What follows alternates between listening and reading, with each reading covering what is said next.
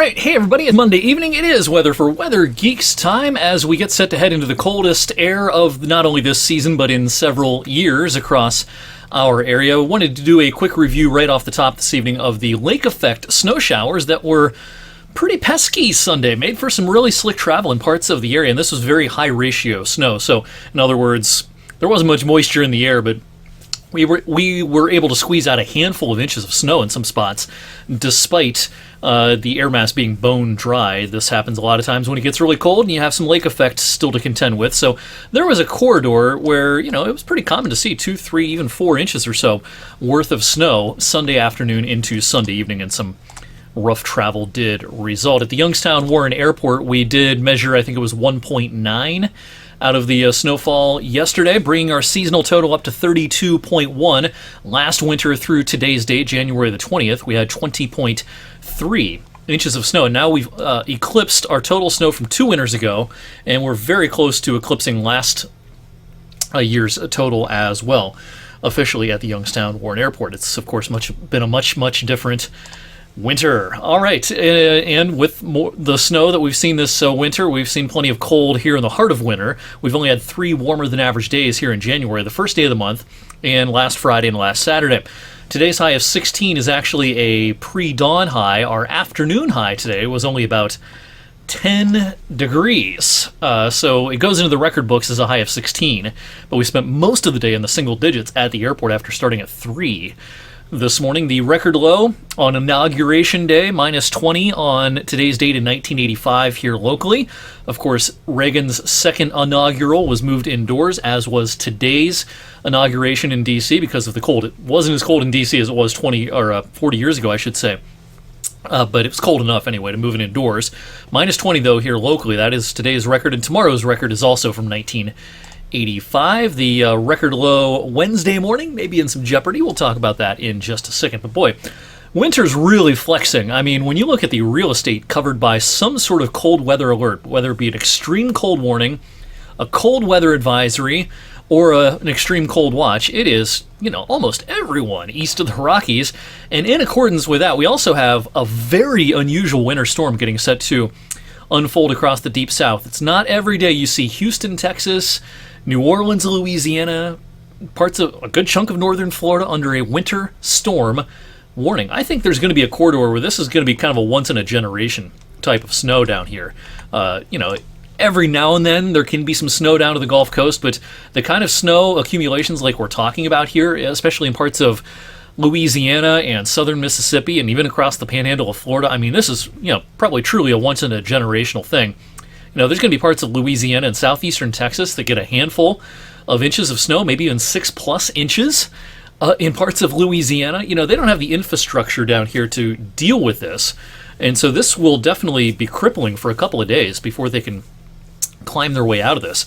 But this far to the south, of course, they don't have the snow removal equipment and infrastructure like we do up here in the north. Our story is the temperatures, although we have some snow to talk about, which we will discuss momentarily.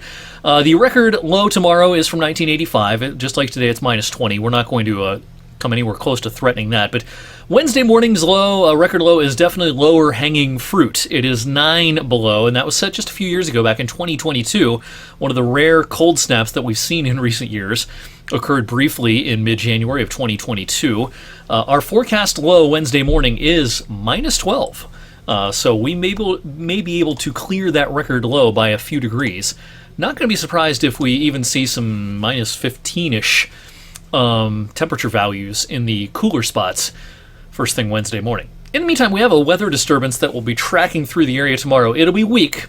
It's not lake effect, but it's the same idea as yesterday's lake effect in that there's very little moisture in the air, but this, high ratio snow can sometimes overachieve, and I'm going to be surprised if anybody sees significantly over an inch worth of snow tomorrow, but scattering of snow showers in the afternoon. Could someone see up to an inch or so worth of fresh snow? That's a possibility. A lot of us will get a fresh covering. It's not one of those things also where everyone's going to see anything more than flurries. It's going to be real scattered in nature, but if you do get under a pretty beefy snow shower Tuesday afternoon, you could see a small accumulation, and roads could be a little bit slick, and visibility could certainly be reduced. So here's a look at our computer model spread, and all the models are under an inch. Now, you have to factor in the high ratios.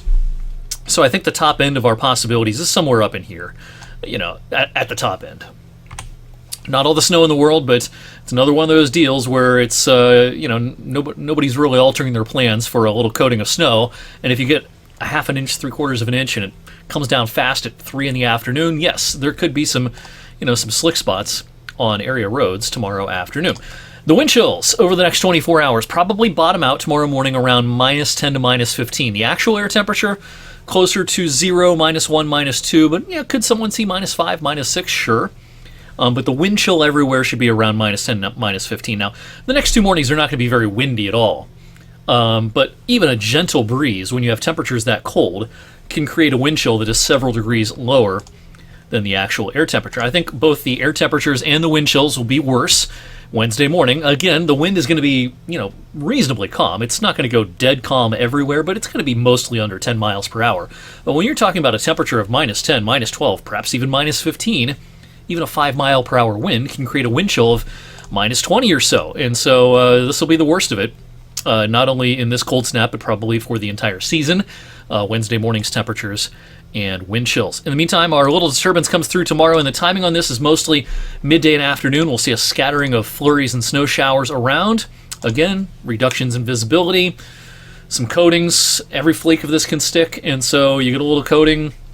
The visibility is reduced. It may be, a little bit no fun on some area roads for a time tomorrow afternoon. In the wake of that, the sky clears out again tomorrow night, and the recipe is there for a very cold night, of course, tomorrow night. As the sky clears out, we've got a healthy snowpack.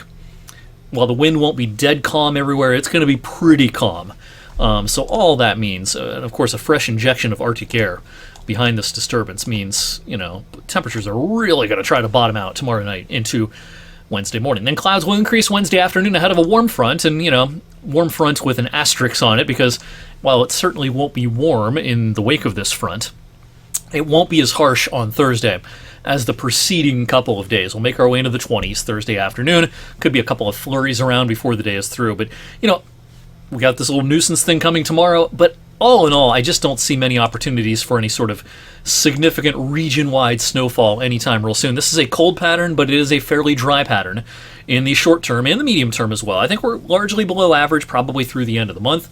But I still am fairly confident that February will shape up to be different. Here's a look at the weeks 3 and 4 outlook put out a few days ago from the Climate Prediction Center. And while you don't see blood red on this map everywhere, you do see a pattern that will be more favorable for some milder days.